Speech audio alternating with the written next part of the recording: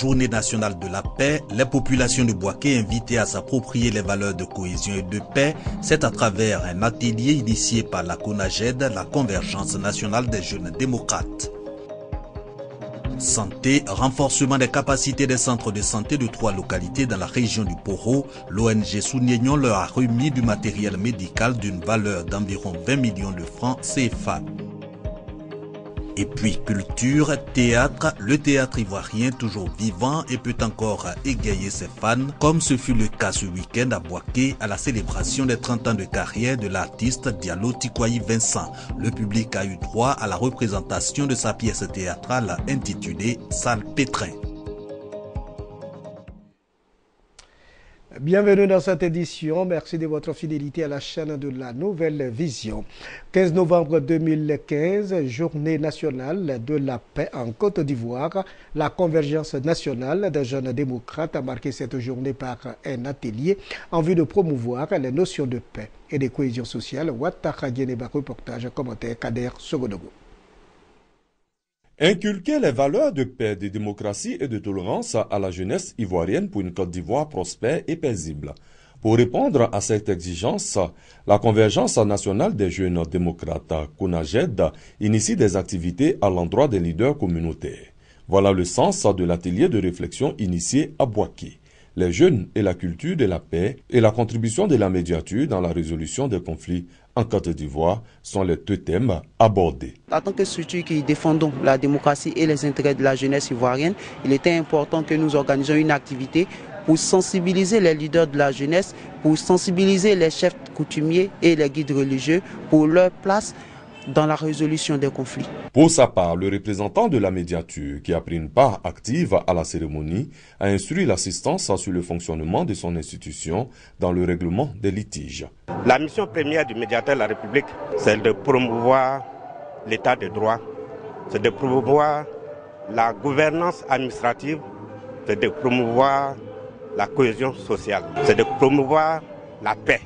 Il peut y avoir un conflit entre des personnes, lorsque le médiateur de la République est saisi, il essaie de faire la médiation de telle sorte que les 2 parties acceptent un règlement à l'amiable. Le président de la jeunesse communale, Silue Pegabila, a également fait une communication qui exhorte les jeunes à bannir toute forme de violence. Il les a aussi invités à s'inscrire résolument dans la dynamique de la consolidation des acquis de la paix en vue de prendre part au développement du pays.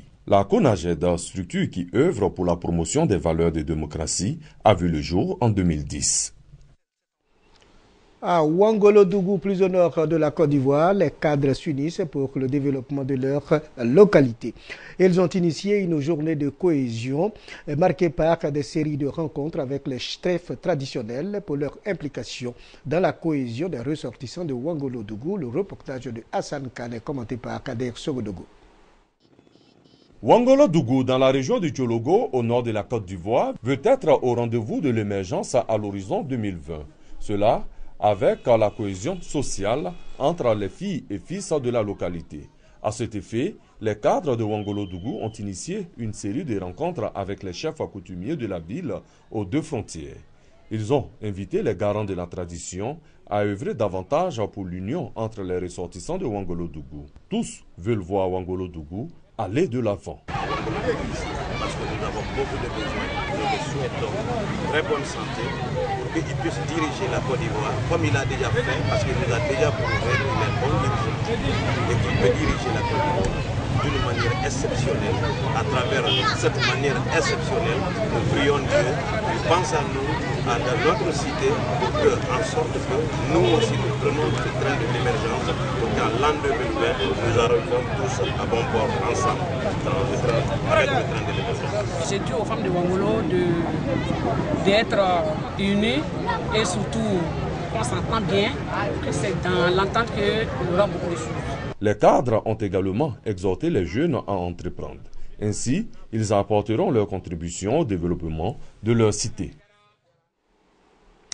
Développement et cohésion sociale au centre d'une journée dans la sous-préfecture de Zaguiéta. Zaguiéta, c'est dans le département de Bouaflé, des retrouvailles pour le développement des cantons Gonan et Tau, afin de permettre à cette localité de sortir, bien entendu, de sa léthargie. Le président Alassane Ouattara était à l'honneur, lui qui a reprofilé l'acte Zaguiéta Gonaté long de 17 km pour permettre l'écoulement des produits vivriers et agricoles. Bien entendu, le reportage de Soro Corona Blaise Mamadou est commenté par Léon Broukwame. Axe Bonon-Zaguiéta dans la région de la Maraoué, environ 20 km entièrement réhabilités par les soins du président de la République Alassane Ouattara. Voilà qui est à l'origine de cette journée festive, une façon pour les 17 villages des tribus Gonan et Tau de Zaguiéta de dire leur reconnaissance au chef de l'État. Son action va permettre l'évacuation de leurs produits agricoles, notamment le café, le cacao, les vivriers dont Zaguiéta est réputé pour en être l'un des greniers dans la région de la Maraoué. Cette journée d'hommage au président de la République, aussi une occasion pour les tribus Gonan et Tau d'interpeller les uns et les autres sur les efforts qui restent à faire pour le développement de leur localité. Construction d'un collège, de nouvelles écoles primaires, de la résidence du sous-préfet et le renforcement des capacités du centre de santé. Sur ces doléances, l'invité spécial de ces retrouvailles s'est voulu rassurant. Le maire de Bono explique que le chef de l'État n'oubliera pas Zaguiéta et ses populations. Alexis Gué-Centrasier a fait don de 3 tonnes de ciment pour le démarrage des travaux de construction de la résidence du sous-préfet avant d'appeler les fils et filles à davantage de cohésion pour le développement de Zaguiéta. Troisième session ordinaire du conseil municipal de Pricro au titre de l'année 2015. Pricro, c'est dans la région de Lifou. Cette rencontre a permis au conseil de faire le point des activités après 2 années d'exercice. Le maire a également présenté sa vision pour l'année 2016. Kader Sogodogo, reportage. Pricro, dans la région de Lifou. Les retombées de la visite d'État du président de la République, Alassane Ouattara, qui était dans la localité le 14 septembre 2014, sont visibles. Bitume neuf, le lycée municipal présente un bien meilleur visage et l'hôpital général en pleine extension sera une référence dans toute la région avec tous les services dignes d'un hôpital moderne. Le marché qui grouille de monde est le reflet de cette commune de plus de 22 000 âmes appartenant à l'ancienne boucle du cacao qui retrouve peu à peu son lustre d'antan. Cette belle atmosphère est entretenue par l'équipe municipale actuelle avec à sa tête le maire Antoine Ekrakwakou qui tient d'ailleurs sa 3e session de l'année 2015. À l'ordre du jour figure en bonne place le bilan des 2 ans d'exercice et les perspectives pour 2016. Lorsque nous prenons les rênes de la baie de Pricro, nous étions dans un gouffre. Mais aujourd'hui, quand on voit ces villages de la commune qui sont électrifiés, nous pouvons dire que nous avons un bilan éloquent. Mais nous ne tombons pas dans un satisfait. Nous savons qu'il y a beaucoup de choses qui nous attendent encore. Il y a beaucoup de défis à relever. Nous nous séparons avec ce conseil-là sur une note d'espoir. C'est qu'aujourd'hui, tout le monde est main dans la main pour aller de l'avant. Construction d'infrastructures socio-économiques, soutien aux communautés, les ambitions du conseil municipal de Pricro sont nombreuses. Et le budget 2016, qui tourne autour de 135 millions de francs CFA, permettra de mener à bien tous ces projets. Les localités de Korogo, Kouto et Sinimatiali ont été sélectionnées par l'ONG Souniénion afin de bénéficier d'équipements médicaux de plus de 20 millions de francs CFA, ce dont permettra de contribuer au bien-être des populations. La cérémonie de remise a eu lieu au siège de l'ONG sous le regard de notre reporter Ouattara Amadou. Renforcer les capacités des structures sanitaires du district de Savannah, mais aussi contribuer à la mise en place de la couverture maladie universelle CMU dans cette partie du pays.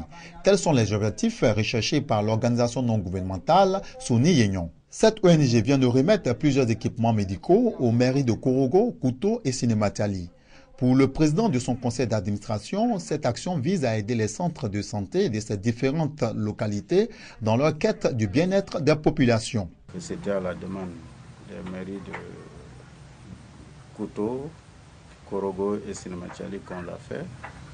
et nous allons là où on nous appelle. Le don de l'ONG Seigneur Aignon est composé entre autres de boîtes de sécurité, de lits d'hospitalisation, de fauteuils roulants et de déambulateurs. Le tout est estimé à plus de 20 millions de francs CFA. Un don qui arrive à point nommé selon le parrain de la cérémonie, le préfet de Sénématiali. Le matériel médical haut de gamme va sans doute améliorer la qualité des prestations des personnels soignants, mais surtout permettre aux populations concernées de se soigner dans de très bonnes conditions. Le porte-parole des localités bénéficiaires, traduisant la reconnaissance des populations, a promis que bon usage sera fait de ce don. Il faudrait effectivement que ce taxe vraiment soit encouragé, surtout par l'utilisation efficace et efficiente de ces équipements par les personnels de santé. Imiter ce que le PCA de l'ONG Seigneur a fait pour qu'effectivement on puisse aider l'État qui ne peut pas tout faire. C'est le siège de l'ONG Seigneur Aignon, basé à Sénématiali, qui a été le cadre de la remise de ces équipements médicaux. Cela au grand plaisir des différents représentants des couches socioprofessionnelles de la région. Les efforts du gouvernement ivoirien en vue de garantir le sort de la jeune fille sont soutenus à travers plusieurs actions. À Kong, un champ de maïs est cultivé par un cadre de la région pour apporter son soutien au foyer de jeunes filles nouvellement sorties des terres à Kong. Les précisions avec notre reporter Kader Sogodogo. La promotion du genre est depuis belle lurette une question qui tient à cœur au gouvernement, d'ailleurs soutenue par les partenaires au développement. La scolarisation de la petite fille est d'ailleurs une obligation en Côte d'Ivoire. Il en est de même pour l'environnement qui est de plus en plus propice pour les jeunes filles afin de faire d'elles des cadres au service du développement de la Côte d'Ivoire. À Kong, un foyer des jeunes filles est sorti de terre pour justement faciliter les conditions de formation de ces jeunes filles. Un cadre, Sangaré Draman, lui, offre un champ de maïs de 45 hectares pour soutenir ce foyer. La culture, c'est la meilleure façon d'aider le monde. La vente de ces champs de maïs, ce serait pour accompagner les jeunes filles, n'est-ce pas, à continuer à l'école pour diminuer le taux d'analphabétisation. La vente des récoltes servira à offrir des vivres et non-vivres pour le bon fonctionnement du foyer des jeunes filles de Kong. Direction Yamoussoukro, la préservation de la biodiversité reste une préoccupation majeure pour l'État de Côte d'Ivoire. Depuis 2014, le ministère de l'Environnement, de la Salubrité urbaine et du Développement durable, avec le soutien technique du Programme national des Nations Unies pour le développement, mène des actions pour l'évaluation des biens et services fournis par la biodiversité et les systèmes des écosystèmes. Un atelier de 3 jours est initié à l'endroit des élus locaux, de l'administration publique et des ONG et de la société civile. Soro Kokona, Blaise Mamadou, reportage, commentaire, Kader Sogodogo. Faire connaître à la base les biens et services fournis par la biodiversité et les écosystèmes. Cette thématique fait l'objet d'une réflexion de 3 jours à Yamoussoukro. Cet atelier vise à impliquer les collectivités et l'administration publique décentralisée dans le processus de constitution de l'équipe nationale de réflexion pour l'élaboration d'une grille d'estimation des valeurs écosystémiques. Les biens et services fournis par la biodiversité et les écosystèmes assurent l'équilibre nécessaire entre l'homme et la nature. Le manioc, le cacao, le riz. Ce sont ces éléments qui sont les éléments constitutifs. Et ils sont classés au niveau des services écosystémiques dans ce que l'on appelle les services de prélèvement ou d'approvisionnement. Les participants verront leur capacité renforcée en matière d'analyse économique des services écosystémiques dans la prise de décisions pour l'élaboration des politiques, plans et programmes décentralisés. Nous vivons dans une nature dont nous ne connaissons pas les composants des services qu'elle nous rend. Et M. le ministre a souhaité que le citoyen lambda puisse savoir quel est le sens des relations entre l'homme et la nature. Nous sommes à Yamoussoukro, mais quand vous voyez Yamoussoukro, Yamoussoukro est vert. L'évaluation de la biodiversité apparaît désormais comme un élément d'éclairage essentiel de la contribution des écosystèmes au bien-être humain. Les services des écosystèmes constituent un capital naturel fondamental pour le développement économique et social. Un mot de culture pour terminer cette édition. L'artiste comédien Diallo Tikwayi Vincent, par ailleurs président de la Fédération ivoirienne de théâtre professionnel, célèbre les 30 ans de sa carrière artistique avec la représentation de la pièce Salpêtrin. Le moins qu'on puisse dire est que la population de Bouaké, sévrée des spectacles, est sortie nombreuse, la population, pour soutenir l'artiste et sa troupe. Salle comble pour Diallo Tikwayi Vincent et la compagnie d'art dramatique Le Soleil de Cocody à Bouaké. L'artiste se bat pour la promotion de la renaissance du théâtre en Côte d'Ivoire.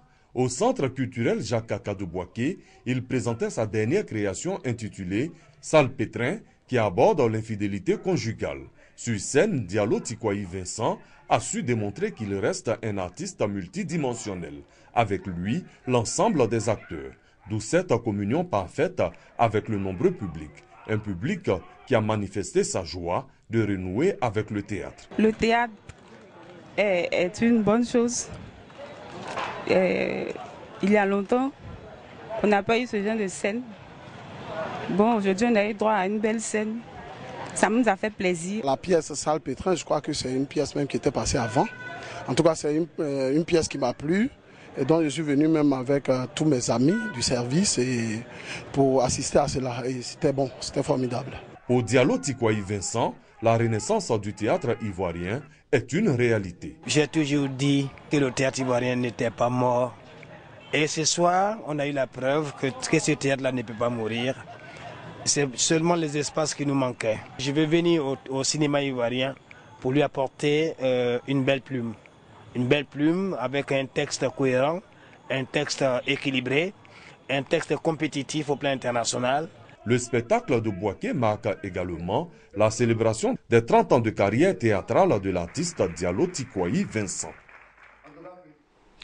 Merci de nous avoir suivis. C'est la fin de cette édition. Au revoir et à la semaine prochaine.